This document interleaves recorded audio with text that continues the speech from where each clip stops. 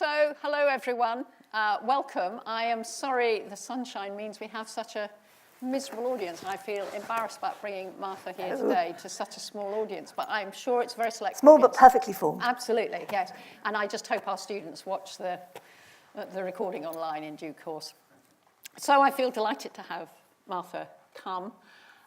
She has had an extraordinary career in many different ways, and we haven't got that long to explore it all, but I will try to touch on some of the issues that I think are sort of most intriguing.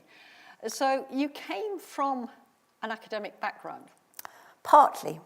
My father is a classical historian and was really one of the world's experts on Alexander the Great. So as I was being born, not quite born, but when my mum was pregnant, Papa decided to walk Alexander's route from Greece to India. So you can imagine she was quite delighted about that. And I have his sort of infectious energy for the planet and the world and curiosity in me. But my mum was, as we were discussing, although not very well educated woman, very bright, and started her own business with her best friend from quite young. So I think I've got those two bits in me probably. So you have the entrepreneurial upbringing as well as the academic, which is perhaps more visible. Yes, I think that might be where it comes from. Pa was determined that he should always have a business alongside being an academic, as well as walking around the world.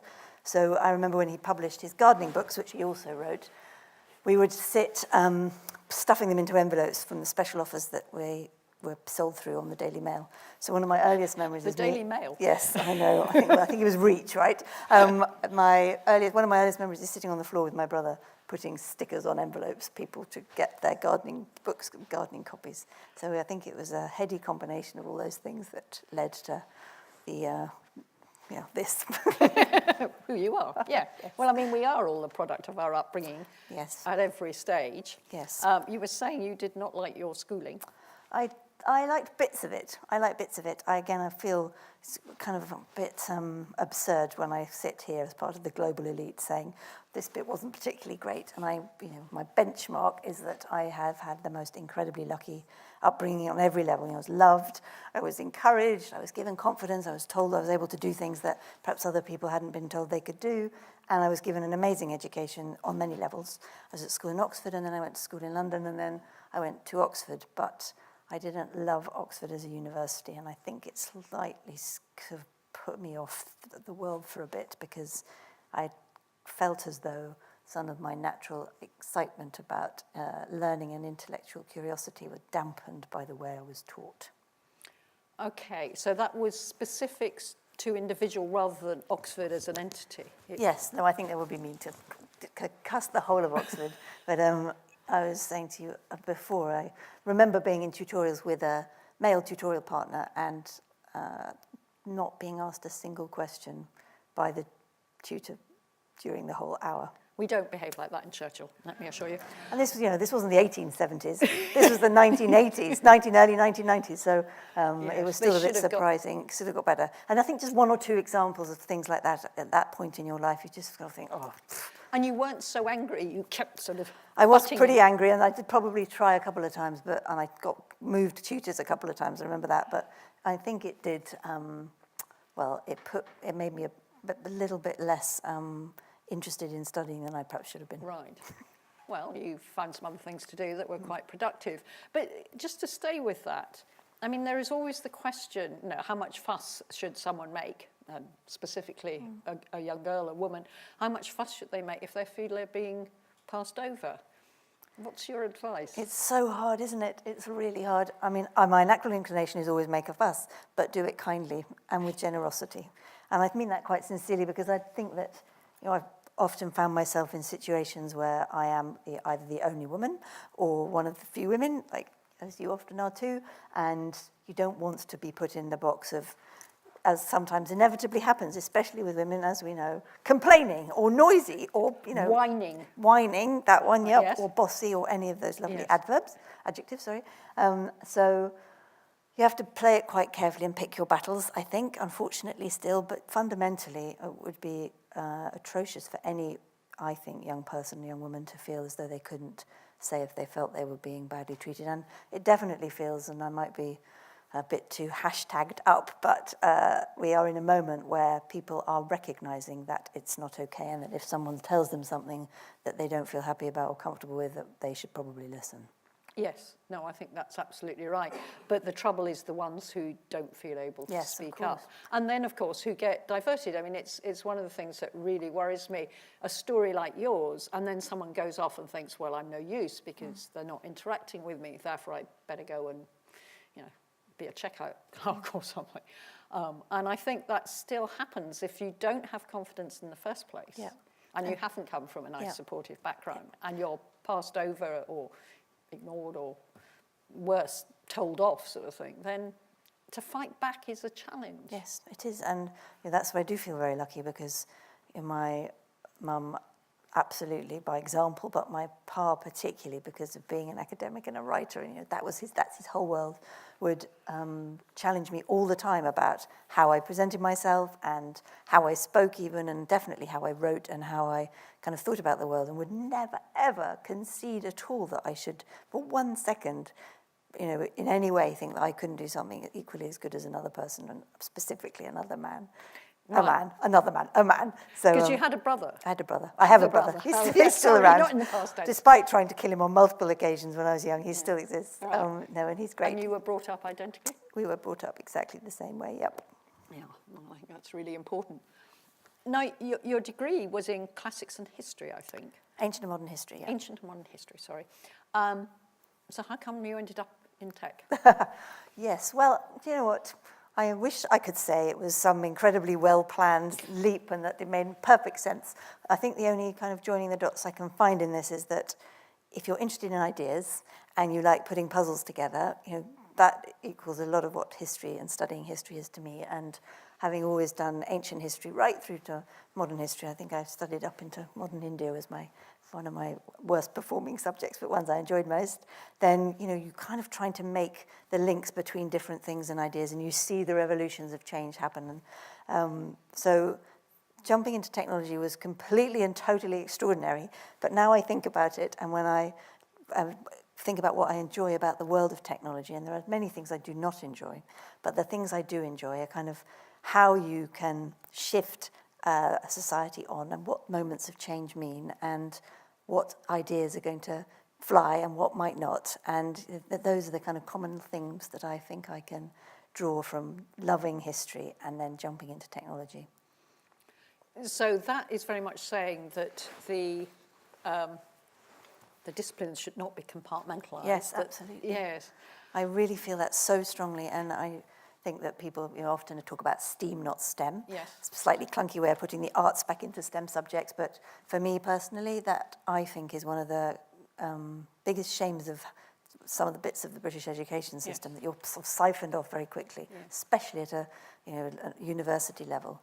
I'd love to have gone to America and done more of a foundation course in something a bit more scientific, because science, although obviously I probably need to tell you this, although I might clarify a few things about science for you, is the ultimate leaps of imagination.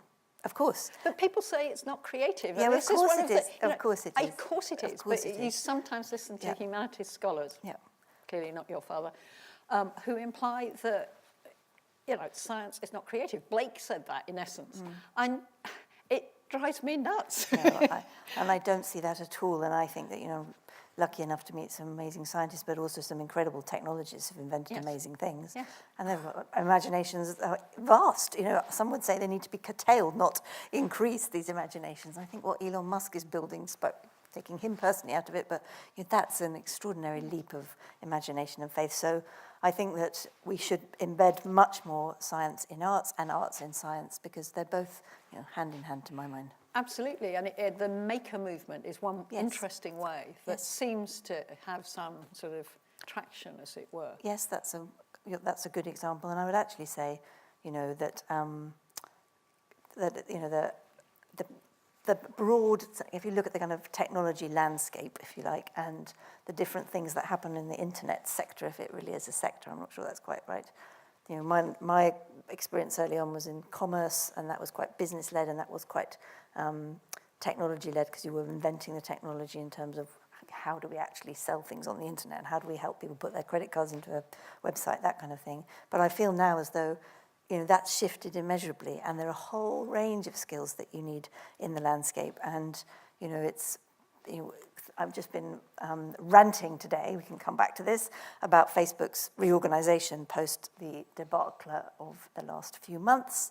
The reason I've been ranting about it is because he's moved what seems like a whole bunch of white men into jobs, a whole bunch of other white men out of jobs.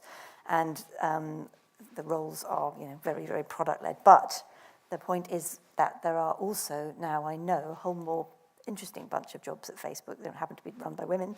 You know, there's a data ethics person. There's a someone they've called, you know, head of integrity. There's someone who does philosophy. I know they've got a, you know, whole bunch of these skills which are much more human-based skills, and the recognition, I think, that they need to have that kind of thinking alongside that very deep product and engineering focus. So, long answer, but I think the world I see is shifting to understanding that actually you're going to build the more successful organization, business, whatever, if you can combine all those different skills. So that's a lot more than saying we need women in a company because they're so collaborative, they're so good at team players, which is often how it's presented. Yes, absolutely. And it's, to my mind, again, absolutely unacceptable to dump the woman with the kind of moral code of the company. That's completely absurd, obviously. But I do think that maybe what are sometimes perceived as more feminine characteristics or ways of working are being appreciated in a different way, because tech is flattening hierarchies and is distributing ideas and space in a way that perhaps hasn't been true before. But if we go back to that awful Google memo, Yep. and then there was a reply written by a senior manager who had left Google, who wrote what obviously Google themselves should have done, explaining all those kind of skills, exactly what you're saying, and saying you will not get anywhere in Google if you only have these sort of very narrow range of skills. I don't know that got a huge amount of coverage, because it struck me as a brilliant rebuttal. No, I totally agree with you. That the whole thing was very revealing, and my small experience of Silicon Valley absolutely bang on the money in terms of thinking. But what I felt kind of encouraged by is two things. Firstly, that really did change something on the West Coast. You know, something to my mind has shifted in terms of, you know, the couple of terrible scenarios of women being attacked, molested, all the different spectrum of things that have happened, women leaving the companies and making a noise in the outside world. That has changed something. And then what happened at Google and then subsequent companies feels to me as though it has made the conversation a bit different. And I was interested to see Jack Ma, Chinese entrepreneur who you may know, who started Alibaba, nearly as big as Amazon, and definitely one of the most extraordinary internet companies in the world, say that he absolutely thinks that unless you are connected to his words, not mine, your feminine and masculine side of your brain, you know, you have to be able to collaborate, have empathy, and have intuition, and have, you know, statistical side, all these different things, then you're never going to be successful. And I thought that was really interesting. And from a Chinese entrepreneur who, over time, they're going to become, you know, so much more important, I believe, in this whole technology landscape, that maybe we're going to reassess a bit about this kind of terrible bro culture from the US. So you're marginally optimistic about it? Well, it might be slightly blind optimism. I'm optimistic because I think that for the first time in the entire time I've worked in this sector, which is 25 years, the conversation feels a bit different, and it's more alive, and there is more data, and people are tracking it. And that's got to be a good starting point. So that's the first thing. And then the second thing I'd say is that if you look at the dynamics of changing technology landscape, there is no doubt to my mind that Europe and the US are going to become less important, and China and Asia are going to become more important, and there are just more female engineers, scientists, and so on in those markets. So who knows whether that will shift anything, and it might be a very long-term play, but if you get depressed looking at the current numbers, which it's impossible not to do, then maybe this is going to shift. Who knows? I mean, before we sort of leave these global questions, I mean, Japan is not a good example. No, Japan is not. But Malaysia, some bits of Indonesia, some bits of Singapore, clearly, and China do have somewhat different dynamics. Well, I think China has a very different attitude towards engineering. I mean, one of the other things we were talking about earlier, of sort of the art-science divide, and I've always felt that class had a lot to do with that. That engineering was artisanal, it was getting your hands dirty. The Victorians had a lot to answer for. Yep. And I think we still suffer from that. And China doesn't have that problem. Yep. It has different problems, but it doesn't have that one. Yep. No, but, I don't want to give the impression for 1 second that this isn't, to my mind, one of the most important issues that we face as a workforce. I'm not just talking about technology, because, the internet is currently about 15, 20% of the economy, depending on how you do the metrics. It's growing, it's not shrinking, and yet the number of women in that entirety is completely stagnant. Yes. One of the most depressing charts I have ever seen was some work McKinsey did maybe a couple of years ago, looking at when will various industries and sectors reach parity. So, I was looking just selfishly through my own lens. I was looking at politics. It was something like 74 years. And I thought, well, that's not great, but I can probably live with that. And then I looked at entrepreneurship or business, and it was, I can't remember exactly, maybe 50 years. And I thought, well, again, not brilliant, but I can probably live with that. And then I looked at STEM subjects. Never. No, Never. There will never. Years or something. No, it was never. It was not even, because there's no movement. It's actually completely stuck. Biology is different. And the vet school, good. the vet school here good. is 80% women at the undergraduate level. Well, there you go. Well, then But in physics, in engineering... Well, in technology and maths and in technology and maths, science. Yes. So that was pretty bad. And Yes. if I think about, more kind of specifically to some of the internet areas, blockchain, cyber, AI, which are now eating all of the other bits of the internet, again, we're going back to zero. So if you look at what happened, again, for the last 25 years, e-commerce started, was pretty male-dominated, but there are a few amazing women entrepreneurs, of course. A few women came into retail, and then you look at the kind of social media burst and this incredible phenomenon of people becoming like their own businesses and stars using social media. And actually, quite a lot of women have done well in that. Yeah. And now we're going backwards again. Going backwards again. So what was it like when you set up your company? I wish I'd written more down, because so much tequila at the time and so much morphine. Tequila? Yeah, we were fueled by tequila. And so much morphine after it has meant that I remember much more hazy bits than I probably should. Do you know what? It was amazing. It was absolutely phenomenal, because it's so incredible to be not only in something that's growing, but also at a time when people are excited by the sort of vanguard that you're at. Yeah. And I don't try to sound grand about that, but we were one of the first e-commerce companies in the UK. There was Amazon, who had just arrived, was just beginning to sell books, and everyone was like, oh, that's never going to work. And no one's ever going to use this stuff, Amazon.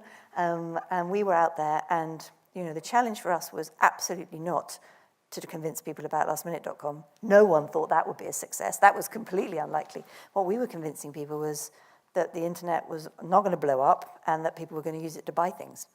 Simple as that. And we were set in front of investors, probably won't see as many investors are in this audience, actually, and they all said no. Every single one. No way. You're mad. No one's going to use the internet to actually buy stuff, especially not important things like holidays. And so it felt, although that all sounds like it would have been depressing, it was actually exciting, because not only were we on this kind of evangelical mission, but we could see the world was changing. And then, just as we got our money and finally people did to believe us, it did happen just so quickly. Yeah. And we went from no one using the site to suddenly millions of people, no staff to suddenly 3,000 people, and all of a sudden we were quite a big company. And so when you say quickly, how long? Well, we started in 97, and I left in beginning of 2004, and when I left, we were turning over about $1.5 billion of revenue, and we had about 3,000 staff across Europe. So that's quite fast. Yes. I mean, it's not actually fast by today's standards, weirdly. That was Facebook will go, ha, that's pathetic. But at that time, it was different, because there were none of those businesses existed. It was, you had to build it much more kind of granularly and without the kind of distribution that Google, frankly, gives. So if I'd asked you in 1997 or something, so you think this is going to work, what would you have estimated for the workforce by 2004? I don't know. I think that we were quite punchy, because we sort of had to be, I think. We had to bring people along with us. I think I remember us writing the first business plan, and I think we said we got to about 100 million of revenues in about 2 years. And we showed it, of course, back to my original question, I showed it to my father, and Brent showed it, my co-founder, to his father. His father worked in finance, so he thought he'd have some useful advice, and my father was just critical of everything, so we thought he'd be useful. And I swear on my life, they said, Brent's father said, no one is going to invest in this business. And my father said, there are 3 split infinitives in this document. That's an academic for you. And no one's going to invest in it. So I think I remember about 100 million and us looking at each other thinking, does that sound completely nuts? Well, yeah, it did sound completely nuts. And obviously, all the estimates you make in those early days are a complete fantasy. Yeah. You just have to keep sort of iterating as you're growing and learning. So, but it was, I really feel so lucky. Although it was sort of an extraordinary, like my life feels like a concertina. So you have this insanely intense experience very, very young. You know, I was 25 when we started it. I was 31 when we left, 32 when I left. And that was such a weird experience because I had, in some ways, done these things that most people don't get the opportunity to do their whole working lives. Took a company public, had this amazing roller coaster of growing something. But in some ways, I knew absolutely nothing because I'd only done it from bottom up. I hadn't been taught anything. I was just learning by doing and without really anybody kind of helping us. So many things went very wrong. And we were, it was mainly chaos. But organised chaos, clearly. Sometimes. And did you ever think about stopping? Well, I did stop. I left the company before Brent did, and it was Brent's idea, and I think that a bit of me always thought, well, I think I want to go off and forge my own ideas and path now. So That wasn't quite what I meant, though. You didn't. Oh, sorry. I meant, did you ever think about... Oh, stopping, you mean the company, sorry. Yes. I mean, saying this is not going to work. I believe the... No, we didn't actually.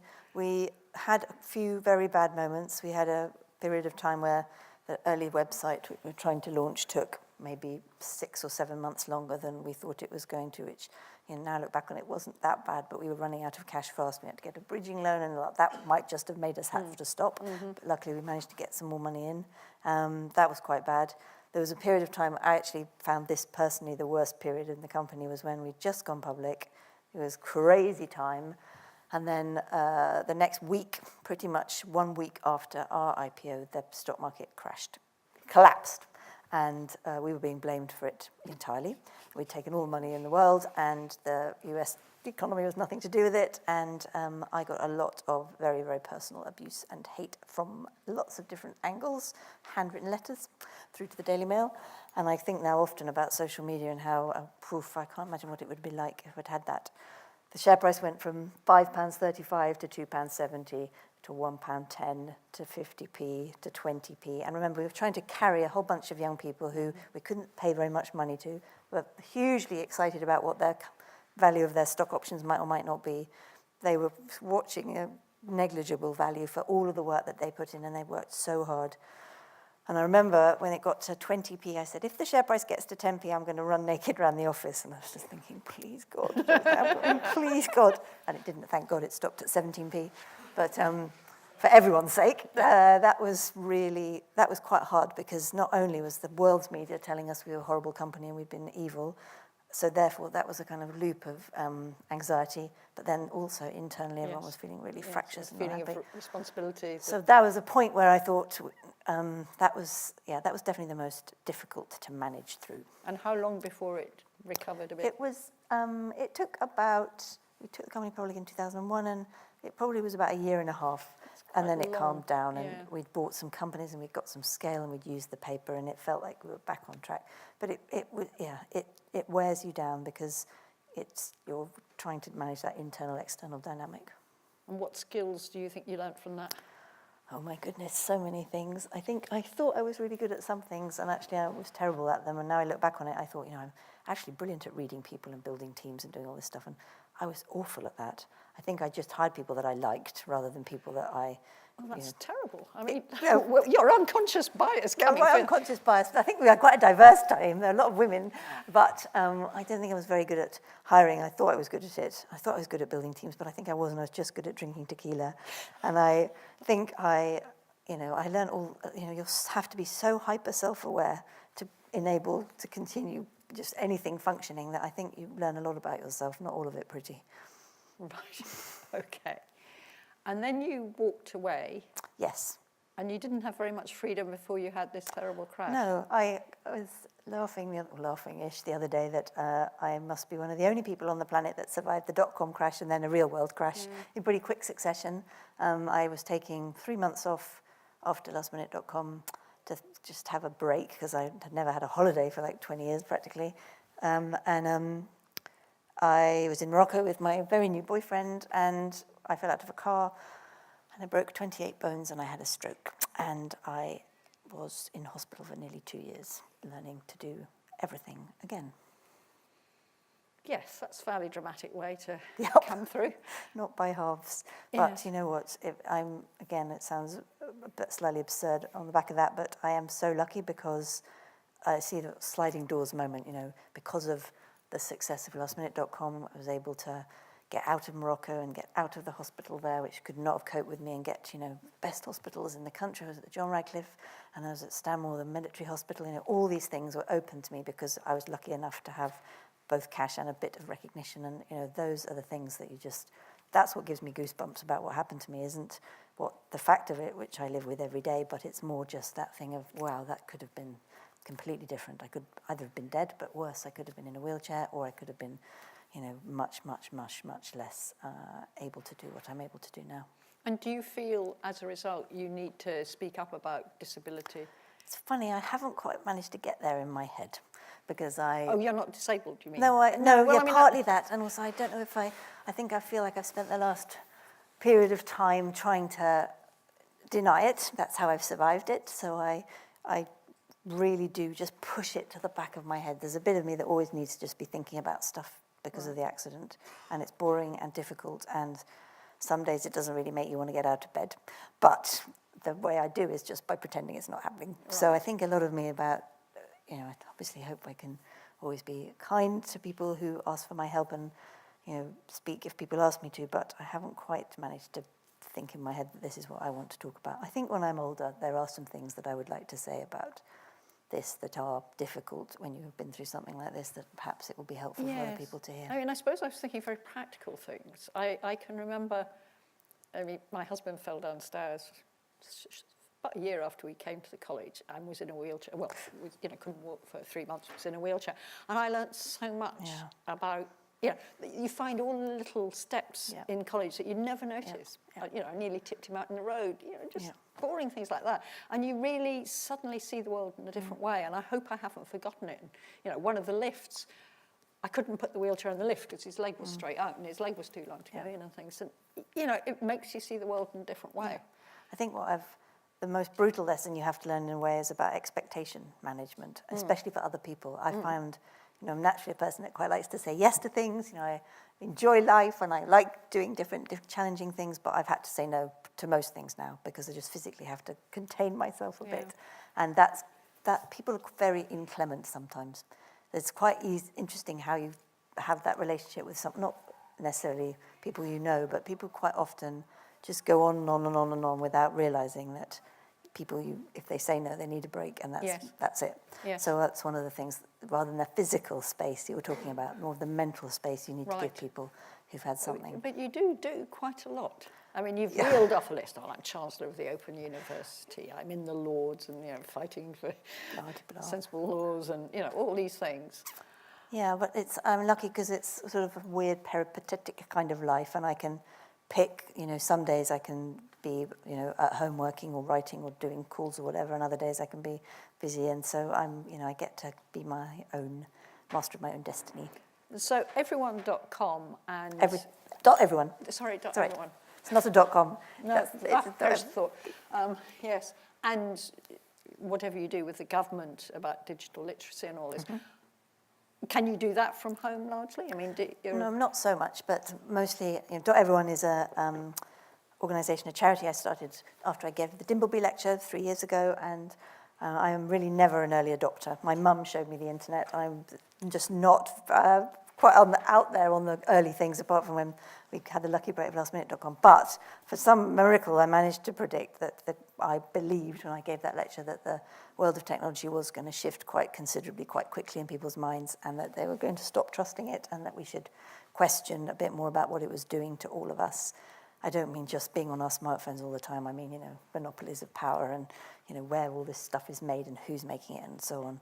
So I started .everyone as a rebuttal to the corporate .world, and we are fighting for a fairer internet, which means we're thinking about what human beings might want from all of this stuff and not forgetting that we are all human beings. And we've been doing some interesting stuff recently. We did some research that came out a couple of weeks ago that we think is one of the first kind of deep attitudinal studies about people's relationship with technology in the UK. And it won't probably surprise you to hear that 53% of people, individuals in the UK, think that every day technology has made their lives easier. Every day, 53%. But only 12% think it's made society better. I thought that was quite stark. Results, yeah. So, there's a bunch of stuff where some little things we're building to try and show what good looks like, and we're also really trying to champion what responsible technology looks and feels like, and what does that mean, and how could you implement it. So that's something I'm really energized by, because I think this is the moment and it's quite important. And do you think GDPR is going in the right direction? Well, it's happening. I know, it's there, imminent. Boom. I think it's complex. I think that it's in some ways it's a bold attempt to flip the switch back to the consumer and the user and give more power back to people, and that's to be lauded. I mean, as someone that sat through some of it in the Lords, it is unbelievably complicated. I mean, I found sentences that I read out in the chamber that literally made no sense. They were total tautologies, and I just thought, this should be an exemplar of legislation that is understandable, because it's trying to help people understand what their data is. So that was somewhat ironic. So I think there are bits of it that are good, but I think it's, as everything, how as an individual do you know you have these rights, what do you do with them, and what do they mean anyway? So I think it's mixed. What I think is interesting, from my trips to the West Coast and being on the board of Twitter, is that it feels as though the US lawmakers are looking to Europe now, because they're like, well, oh my goodness, they're actually doing some things. Yes. And certainly the mood, I think, in Silicon Valley is that they're going to copy a lot of what's happened in Europe. And they're going to be compliant, because otherwise they know they'll lose the business. Exactly. Yes, and I think that's very interesting. Yeah, it is. So we've actually got kind of disproportionate power over US tech at the minute, I think, because people are much more interested in what Europe's kind of strategic political moves are going to be. Yes. And how do we harness the power for good? I mean, the Facebook story is terrifying, but it's only the tip of the iceberg, I'm sure. I felt that was really interesting, didn't you? Because I think it it was like the lightning rod for everyone's anxiety. Yes. It's not, to me, actually the most shocking thing. I think, of course, it's pretty hideous if you discover that people you've connected to have had their data ripped and all of that bit, but it felt to me as though, I know now why I'm a bit scared of the internet, because I might have elected Trump or had Brexit happen. I don't understand all this stuff. But it was interesting to me that was the thing that caught the lightning rod in a way, because I don't think it is the worst. I mean, I'm not excusing it, but I'm not sure that that's the main thing. What are you most worried Well, I about? think that, the fundamental trade in data that the services are built on is what's complex, and that's so different to the web that we were building in the early days, because that was much more commercial. Obviously, I'm not saying it was better or worse, it's just different, because it was a more obvious transaction. You bought something at a massively discounted, very cleverly negotiated price on lastminute.com, and you got a ticket. Yes. That was easy. Or even with Amazon, although it's obviously got complexities, you buy something and it arrives. Yes. Which is why I partly think Amazon stayed out of the darkness for so much of all of this stuff, because people get that. Whereas there's something just much more complex, isn't there? And that interrelationship of how much now the web is fueled by data, and that, I think, is what we've got to go for, which I know is part of the Facebook piece, but it feels like that's not the conversation that people are having somehow. No, I mean, I think that the fact that potentially, if you've got some genetic disorder, Huntington's, say, or something, and who knows this now, it's that kind of thing that I find deeply disturbing, because you obviously want your doctor to know the right things about you, but you don't want everybody to know. No, and you probably want to share that information if it might help other people with Huntington's disease and all of those kinds of things. Or if I think about myself, I don't want a lot of people knowing what I search for on the internet, lots of personal things because of the accident, or, but clearly they do, because these stupid adverts chase me around all over the place. So I think this is going to be really interesting in the next phase of the development of the internet, is what the commercial models are going to look like and what people stand for. I think that there will be, there has to be regulation around this stuff. I think there has to be regulation of the monopolies. I think these companies are too big, and these relationships are not well understood in the depth of these relationships in our lives. So regulation feels inevitable. That will, might make some of the difference. But I do think it's also about people being a bit more conscious and awake in what they're using. But the trouble is, I mean, so Twitter, you're on the board Yep. of Twitter, and I have a message from Twitter saying that everyone's passwords were hacked and I should change it. You know, there's a limit to how you can keep control, and you know, who is Twitter sharing its data with? Yeah. And I probably... Well, just to reassure you, Twitter wasn't hacked. No, it no, just sorry. said It that was... we were keeping your passwords in what we thought was an a secure unsafe place. environment. You're But right. actually I'm not sorry. one single case of anybody No, being hacked. I know. So what actually Twitter was trying to do was go out ahead of something. Sorry, just to yes. defend for a minute. No, you're right. But nevertheless, the principle is the same. No, you're right. I'm trying to keep on top of what you should and shouldn't do. There is very little information given to your average user about, you know, you suddenly get told your password is weak on some site, and then you think, well, okay, so I should have a random number generator giving me my passwords, but that's just too complicated. I can't face it. No, I think I completely appreciate what you're saying, and I think that is, and that's part of what everyone is trying to work on, is how do we, what are the building blocks that we can give to people to help them understand, and I am particularly vexed by how to help people who are in leadership roles have that information. And I don't, I mean, me leading a company, I mean public leadership roles. So, you know, MPs, peers, people who are making policy decisions. Who don't really understand who it at all. don't, but also who are making often bad decisions for us as citizens because they're not aware of what's happening in the world of technology.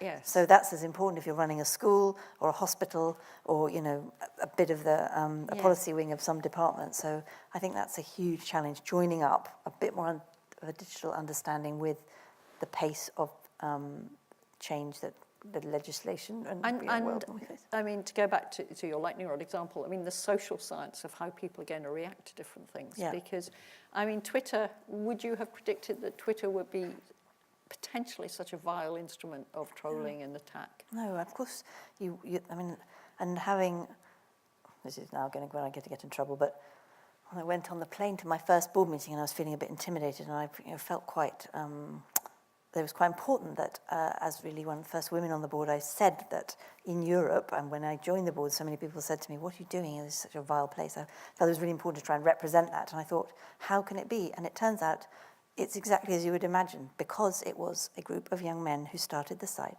They never faced some of the anxieties that women might face or might naturally think about because of different experiences. They're not bad people, they're actually really pretty great people. Twitter's a pretty open thing, and they're coming from, I think, quite a good and with high set of values and principled set of values, different to other big platforms. I'll leave it at that.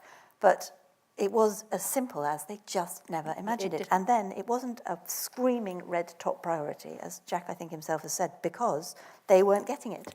Because they're not on the platform having loads of stuff thrown at them. But they know it's out there now. Now and they seem fairly slow. Yeah, that's interesting. Well, I'm sorry you think that. I would argue that they are slow, but way better than they have been. There's the whole more tools that you, the user, can use to set up muting and blocking and all of that, you know, which again puts the onus a bit on the person, but that's a start. I mean, the only time I really got vile abuse, and I looked at the person who was sending it to me, and they were obviously just sending out a string of abuse, and I did write to Twitter, and they did do something. I don't know exactly what they did because I never got a follow-up, but they were very fast. I was impressed by that. Good. But I think if you get sort of constant low-level abuse... Yeah, no, it's horrible. It's just horrible. It's horrible. You should talk to Stella Creasy, the MP, about this. Well, yes, I mean, I talked to Mary Beard. Yes, exactly, anyone. No, I think it's vile, and all I can say is I think that the company, you will see more and more stuff coming out from the company to try and help manage this. And again, I'm not apologising for them because I think it's vile and it's not okay, but it's much harder to crack than you might think. Because as you'll know, the kind of amazing technology that's going to sort all this stuff out, it's actually pretty hard to work out what's vile and what's not vile and catch it with, natural language processing and all of this stuff. And, although Twitter on the outside might seem like a big, shiny tech giant, only just made a profit, actually only got about the same number of people in it as lastminute.com had when I left, and it's struggling to keep up with its growth on many levels. Right. So I'd say that you will see it get better and better as the technology gets better and better, and the company gets better and better. I mean, I think this business about I don't know if it's machine learning. I haven't got the right language to talk about this really, but the fact that if you train a computer, it ends up being misogynistic and stuff. Well, it's absolutely terrifying. Yeah. Well, if you train it off bad data sets, Yes, then that's exactly. That's the what thing. And happens. if you train it off Twitter, Yeah. you are going to get some slightly dubious Yeah. habits. Yep. But I think, I personally, and I'm not being glib about it, think that this will be cracked. Okay. I think that in another 5-10 years, we'll look at this and we'll think, wow, that was a really horrible bit of the internet. And actually, I think people won't be being so vile to each other. And you think I we'll think come back to the good things about think Twitter? we I mean, will. I think Twitter has many, many good things. No, I really do. And I think, you know, if you look at Emma Gonzalez, the amazing young student who, after the Parkland shooting, made that amazing speech and then started organising on Twitter. And these young people, she now has several, 10 times more followers than the NRA. She organises everything that she does using the platform. And her school colleagues aren't an organised like entity. They just do it very casually, just very, very effectively using that platform. And I just think that's what the next 5 years is going to be about. Okay. I think much more about young people taking ownership of things they mind about. And I think that the hideousness will be controlled through technology and better human behaviour. So before I throw it open for questions from the floor, so education of young people and perhaps young girls in particular about how to make the most of these things, how to aim for a career in this creative sector. What's your recommendation? I'll do it because Just do it, right. I think, look at me, I'm a very strange mixture of different things, and I've loved working in technology. It's hard, but it's fascinating, and you know, I think that for two big reasons, it's always going to be worthwhile considering. Firstly, we desperately need people. You know, right now there are 600,000 empty jobs in the internet, not just the internet, but the broader technology sector in the UK, and that's predicted to go up to 1 million in 2020. 1 million empty jobs, right? So you are never, ever going to be without work, and probably pretty well-paid work. So that's the practical side. But more than that, you know, the way that invention is happening and the way that innovation is happening and the rate it's happening at, you are going to be constantly challenged and excited, and it's going to be a roller coaster of curiosity. So, you know, for both reasons, it's like it's a difficult sector in many ways, but it's always rewarding. But that's the tech sector rather than the technical skills. I mean, do you think it matters? Does everyone need to learn coding from birth? No, I don't. I mean, I think if you can learn to code, it's awesome, because you, again, will never be out of a job. And there's a kind of big debate about, well, should everyone be learning coding? That might not be the right skill. And, you know, I don't think you should force someone to learn coding who's not brilliant at coding. I can't code, really. I used to keep a book that said Java on my desk so that the tech team thought I might be able to do it and have a bit more credibility. But, so no, I think it's great that all kids have sort of, I say sort of because I always hear that that's not actually happening in the curriculum. There but I think aren't it's enough good. teachers yet. They don't, exactly. They don't. For £5 million, I discovered the entire budget to teach all the teachers in the country to code was, so that's obviously effective.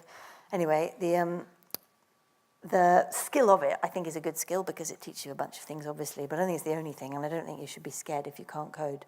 You know, there's a myriad of different jobs in the sector, and I think they're going to get more complex and more different shades of lots of different things, so I don't think you should be put off if it Because I think that's probably not well understood. No, very much so. I think the tech industry is seen as you have to be a computer geek. Yeah, I agree. Or maybe you have to be a kind of entrepreneur or, you know, do that kind of thing. Yes, okay. But actually, it's way broader than that. You know, there's jobs in everything, marketing, communications, product design, design itself, you know. I know lots of amazing people who work in like UX design, which is like the front stuff that people would see. And, you know, even if I look in government, I've done a lot of work in government. I set up something called the Government Digital Service. We started gov.uk, kind of revolutionised the way the UK's government has a front door to citizens, and the skills there. We have a huge range of different project managers through to, you know, yes, of course, the deep coding stuff, but also you're breaking down different services and working out how to translate them into digital services. So that's not about a deep technical skill, that's about how you think, what are the different things that this person is doing along their journey of using the service. So, no, you're right. One of the things I remember somebody saying, I can't remember which woman I was watching speak, some impressive female CEO said, you know, you can't be what you can't see. And I think that's very true. It's just very hard still to find that diversity of different kind of person's jobs and kind of person looks and what they are in our industry. And so it's really important to keep challenging I think that's absolutely right. I mean, engineering more broadly rather than tech per se, Yeah. I think has the same problem. What Yeah. do people think engineers do? They mend washing machines, don't they? You know, it's just hopeless. And the skybox, yep. Yeah, exactly. And I think, you know, the fact we don't have good careers information at schools, Yeah. and the people who try just don't know themselves. Yeah. I mean, it's going to be hard. And I suppose, I mean, I shall now tell a story about Michael Gove. So I was at a dinner with Michael Gove just after all the career stuff was being closed in schools. And I said, you know, don't you think this is a bad idea? How, if you don't come from a sort of well-supported family, are you meant to find out what you want to do? And he said, any intelligent 16-year-old should be able to find it on the web. And I thought, yeah, but you don't know what questions to ask. You know, the web is fantastic if you know you want to find out about something specific. Yeah. And I thought that was so naive. Yes. But that was how he did his That is education naive. policy. This was when he was Minister for Education. I mean, it was deeply depressing, and I think accurately summed up his attitude. Yep.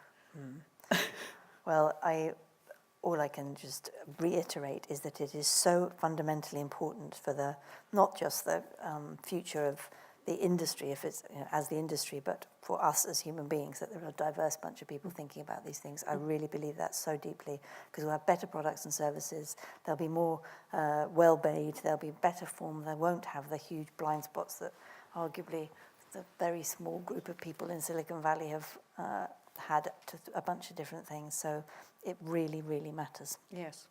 Good. Right. Well, on that note, do we have anyone with mics? Someone up the top. Thank you. You're going to be the runner today, are you? Very good. Do we have some questions for the runner to come to with a mic? Don't be shy. Right, Yes, there's great. one at the back. So you have to go back up there, Andrew, I'm afraid. Oh, right, Chris has got it. Yeah, I could ask tons of questions about diversity because I'm very passionate about it in what I do. Brilliant, because it needs to come from men. That's what it. I've always found that having a diverse a group of people from all backgrounds, sexes, religions, whatever, you create so much more. Yeah. Because you also talk about your own personal stories in your off time, and it sparks interaction. It's fantastic.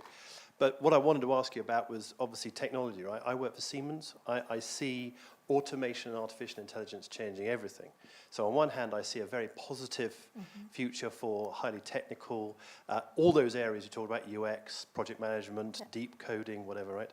But I also see the potential downside of the fourth industrial revolution. And of course, you're in the Lords. How well does Parliament understand a lot of changes may have to happen in the way we construct society in order to benefit from this? Yeah. I really wish I could give you a clear answer, and I think about it a lot. I feel as though there's actually been a disproportionate amount of attention on a kind of future of AI, the robots and taking our jobs, as opposed to what I think we should focus on, which is a bit more near term, as in right now, in the next 2 and 3 years, we have still a massive skills gap. Not being political about Brexit, but whatever happens post-Brexit, we're going to need to rethink about how our workforce are. And I perceive a bit that actually, weirdly, perhaps not weirdly, MPs are sort of so kind of intoxicated by the future of AI and what may or may not happen in 5, 10, 15 years that they've taken their eye off the ball about the now, which is not dodging your question. The Lords actually just did quite a good report on AI from the select committee, an ad hoc select committee. If you're interested, you might see that. But I think that it is clearly understood that this is a huge change, but it's linking that back to specific policy measures, which I just don't perceive as happening at all. Yeah, that's the point. I mean, it has to map back. Yeah. Also, some of these things will be slower. Yes, absolutely. AGI, absolutely. years away. Absolutely. It's the specific things that could cause of course. disruption, but it has to be thought about now. Yeah, I agree. I totally agree. And it's the Lords who understand this, not the Commons. Well, bits of it, perhaps. Yeah, bits. So, well, a higher proportion Maybe, of Lords. yeah, maybe so. There are certainly more scientists in the Lords yes. than there are in the Yeah, Commons. that's definitely true. And there's definitely a curiosity and interest, perhaps because the day job is slightly different. Yeah. But it's exactly that challenge of linking it back to now, the tangible things to do now. It's on one level, it's amazing that the Prime Minister goes out there and talks about AI at Davos. On another level, it's like she's smoking something because, we are sort of significant on the world stage. We've got DeepMind and a bunch of stuff here and Cambridge, you know well, but, what is happening in China and the parallel universe they're building, which is not always for good, I think that these are the huge challenges that we will face on a macro level. So it's great to have investment into it. It's good to talk about it, but it's got to be more. It's much more deep and granular to my mind. Question there? Hello. Hi. A lot of the time we see on TV things that are science fiction from becoming science fact today. What do you make of that? It's a really good question, and the woman who runs my charity, Everyone, Rachel, is fascinated by this. She's trying to think about what science fiction could we build that could have women much more prominent in it, because so much science fiction, as you know, is written by men, and so much of the kind of ways that happens then gets created. So I think it goes back to the same things we've been talking about. It's about the diversity of writing in science fiction. It's about, this world of people that come from quite a small universe that then go on to maybe work in technology and build things, and then take what they've read and want to build what they've read. It's often just as simple as that. So I think, again, it goes back to needing more diverse ideas across fiction and then reality. So I wish I had a better answer, but to me, it does go back straight into the heart of that diversity point. And maybe an additional question. Is there, I don't know, you're probably very busy, but have you ever watched any shows like Black Mirror or Westworld, and what do you make of them? Yes, I've watched Black Mirror. I can't watch too much of it. I find it too depressing, and I have to say that I tweeted when I saw this picture of the Facebook reorganization. I was like, this is like an episode of Black Mirror, because it was so depressing. I feel as though if we are able to imagine something, then make it happen, then let's try and imagine something really positive and make that happen. Why not? Let's try with that. So I think if our human capacity for imagination and invention is so incredible that we can imagine all this extraordinary Arthur C. Clarke type stuff and then it happens, or The Circle is practically happening, Dave Eggers' book, then why don't we try and imagine some more positive futures and make them happen too? Ross? Well, entrepreneurs go out and make positive things happen, and bad entrepreneurs make bad things happen. And one of the things government has to do is to chase after the bad guys. Now, the report that you recently produced highlights that people you surveyed, most of them believe that the internet has become a conduit for crime and for bad people to do bad things. The problem, of course, is that there's almost no enforcement. And in fact, a former master of this college, Lord Browers, wrote a report 10 or so years ago with the Lord's Science and Technology Committee, criticizing the government for basically not recording cybercrime so that it could massage down the fraud figures. Still, there is almost no enforcement. Do you think it is feasible for parliaments to change operational practices on the ground, or is this going to be a long haul? When you say operational practices, around what? There's a lot of different things in that question. Do you mean about cybercrime specifically? Well, Cambridgeshire Constabulary has got one guy who does cybercrime, one detective constable up in Hinchingbrook, which is a negligible proportion of the total force. Okay, Yet so most you're talking specifically about cybercrime, I just wasn't sure. But most of the property crime in Britain now is online. So I totally agree. There's almost complete impunity for the bad guys. Yeah, well, yes and no. I think it will be interesting to see what happens post-GDPR, because I think people are more alert to where the data is and what is happening to data, and there are new kind of codes around that. So that might be one thing. I think that you're absolutely right. Cybercrime is completely extraordinary, and it's interesting that people's perception of it right now is that it's kind of nation states fighting each other and all that kind of stuff. I'm worried about Russia, when actually, to your point, it's just that most crime is now happening online. There are some things that the UK is doing that seem pretty effective. The National Cybersecurity Centre, you may be aware of, that was set up by the government in 2010, which advises government businesses and individuals about cybercrime, I hear has a really good reputation and has made quite a big difference to big attacks happening on big scale institutions and systems. So that's a thing. But individual level, I think you're right, we just need much more education and understanding. It's part of what Athene was asking me around what Everyone is doing. That's one of the things we're calling for, is that we want to build a public health. Forget the health part, but if you think of an old-fashioned public health campaign, like anti-smoking, what's the equivalent in terms of really understanding some of this tech stuff a bit better?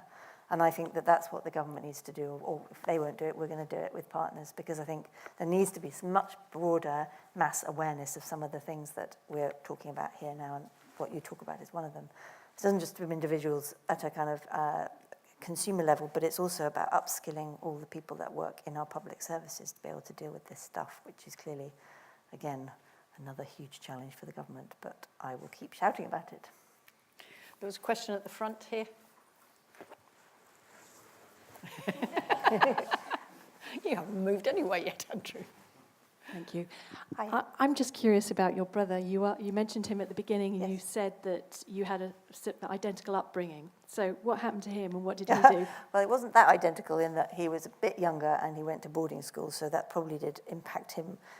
He escaped me. But he was actually the second employee at lastminute.com because Brent and I could only really ask our friends, very close friends and family, because no one else thought they should come and work with us. A very nice young man who Brent had worked with came to work with us, called Pete, and then my brother, who just left university, said he'd come with his eyes, God. And he did brilliantly, and he ended up running a whole big chunk of it. And then now he works back with Brent again, and he runs a bit of Brent's empire called Founders Factory, which is, they're trying to do 100 startups a year that they incubate, and then, 20 a year. They're going to do 100 over 5 years, sorry, I'm mad, that they incubate, and then they grow, and they get investments from corporates to do that. So he's sort of working in technology, but he's great. He's so much more effective than me. I don't mean that disingenuously. He really is. He's a very deep-thinking, considered, intelligent, serious person. We should look out for him then. I mean, given the impact you've had. He's going. He's great. And am I allowed just one more? He's not nearly brief such a big question? show-off. That's his best quality. Just quickly, I work in the e-learning sector in the corporate world. Uh-huh. And if you go to any e-learning big exhibition, you'll find there's lots of talk and stands about AI and all the great things that we've been talking about. But if you go and visit my clients and you walk through the door, they're barely coping with video streaming at the moment. And there's a big gap between what we talk about and what happens in the real corporate world. I totally agree. And I'm just interested to get your views on how you think that's going to change. Are we going to wait for the new generations to come through and wait for people of my generation to die and go away? I don't think it's just a generational thing, actually. I think it's a cultural thing. You know, if you look at this country, is that me? Sorry, can you hear me? Something like, I've just got to get this number right, 70%, is that my thing? 70% of small businesses have never used the internet. 70%. I mean, that's absolutely astonishing. And then you look at productivity levels and you look at export levels, and it just, you know, that matches it up. And that might be a 2-year-old number, but it's something enormous, and you wouldn't find long to find out. Terrifying. Yes. And it's not never use the internet completely. I'm doing a Martha hyperbole, but it's like it won't use it to buy and sell or to kind of impact in their business, which is exactly the same point, isn't it? And I really don't know where it comes from, and I feel as though politically we're at such a kind of depressing gridlock at the minute where there's no real vision for what a future might be, and you need to my mind, be actively intervening to help people get the skills. The infrastructure is so crap in this country still. You know, I worked in South Korea in my first job as a consultant in 1994, and they had a faster infrastructure and network in that country then than we have now. In 1994, it was astonishing. And they did that very deliberately, and look what's happened to South Korea.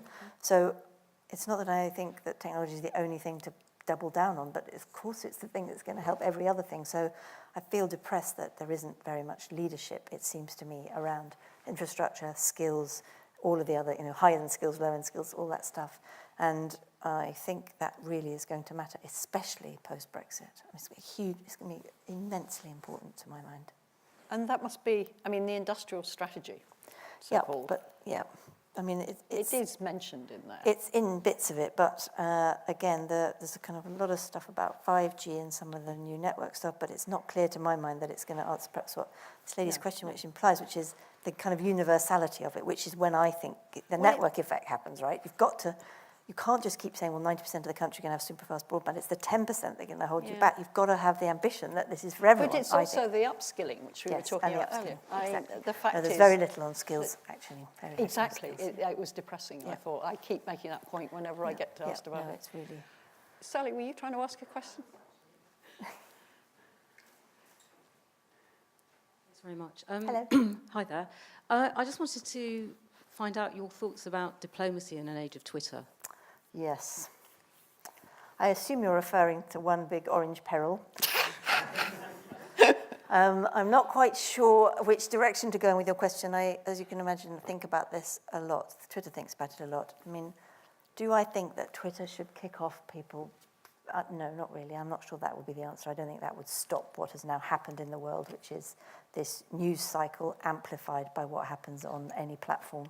You know, if the BBC and others did not report every single freaking tweet, then it would be different. So I do think that the old world media have a lot to answer for, and you only have to look at the pages of practically any paper or any news channel, and they are filled with just taking stuff of what's happened. So that is part of it, to my mind, which is the whole kind of equation. And I think that there are some immensely powerful world leaders' use of Twitter that has not denigrated diplomacy, has actually probably improved it in some ways. So I think that we have an outlying example right now, and I think that it won't last forever.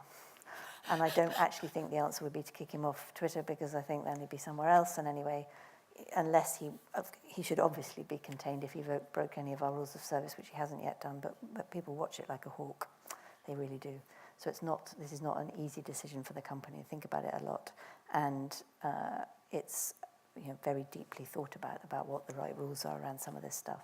So I feel very depressed, but I feel depressed about the individual rather than the state of Twitter. It's a question, you've asked a question, so let's have the one at the... Hi, thank you for that. I'm sure even though the audience numbers are small, we all enjoyed it. Thank you. And before I ask my question, I have to say that our daughter, she's done engineering and mechanical engineering Fabulous. Masters, so she's added to the she's added to the numbers somewhere.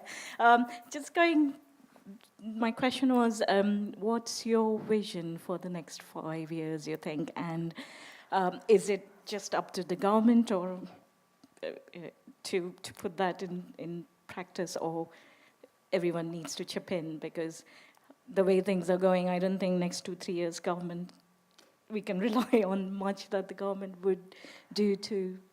No, I think that, that's a big question. I'm not quite sure which angle to start from. I still feel optimistic, I feel cautiously optimistic. I have this debate all the time with my fabulous partner, Chris, because he works a lot in marine conservation, and he's like, I don't understand where this optimism comes from, because you cannot be optimistic if you really understand the climate crisis. And so I do kind of overlay what he tells me with my thinking, because it is so profoundly badly understood by most people, I would argue, and certainly feels as though we can sort of continue on our liberal belief that progress will happen, and actually I'm not sure that's totally clear.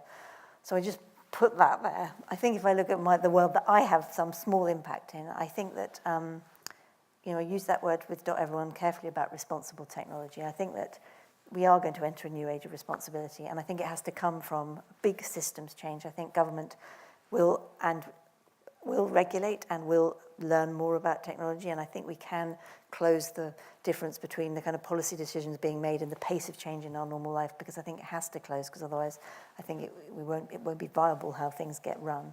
So I feel like there'll be some blowouts there, but it will change. They've got individuals and consumers and citizens, and I think the way we use this technology is clearly very different to how 14-year-olds use it, which will be different again to how 8-year-olds. But I think when I talk to young people, I always feel actually quite cheered by how they approach this stuff, and I think they have got more considered view than perhaps we give people credit for. So my vision is that I think we will look back on this period of time as, whether it's the midlife crisis because I'm 45, or whether it's a bit more like a teenage tantrum, I'm not sure, but it feels like something is shaking out in how we think about the connection between our daily lives and technology and the pace of the world. And that it will feel different in another 10 years' time. We'll think, well, that was a bit of time where we just had to sort through some stuff, how to be civil to each other, how not to be connected to our smartphones all the time, what our data is, and I think we'll come out with some solutions at the end of it. But being responsible is key in this, and that's got to be government, companies, and individuals. Right, so we'll take one last question from there. Thank you. This is going to be kind of controversial. Do you think the West is going to look back to the East like China in the way that they've kind of moderated the internet? Because we've been trying to see if, prevent all this, hate on the internet or crime. Do you think China was right in sort of, moderating the internet, or? I would say they don't just moderate it, I think they Yeah. censor it. So I understand exactly what you mean, and I think it's a really interesting teaser, but I don't think that going about it through censorship is the right way to go about it. I think the kind of natural human evolution of shaking things out and working out what works and doesn't is the friction we're going through right now. I think actually, to put your question a different way, I think I've got identical twins of 2 years old, and I think that they will say to me, what, America was the most dominant country in the world? You mean they owned the internet? You designed the internet based on America? Because they, I think, will have an experience that is so dominated by China.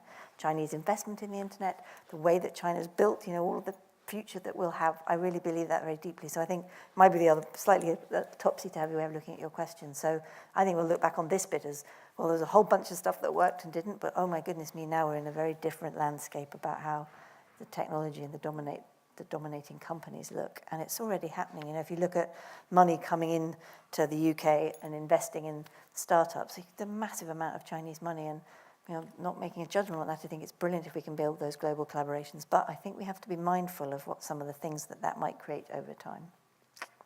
Excellent. Well, I think we should probably give you a Thank you. break now. Thanks for coming out of the sunshine and into the dark to listen to me. And there will be drinks in the buttery, so you're all very welcome there. Thank you so much.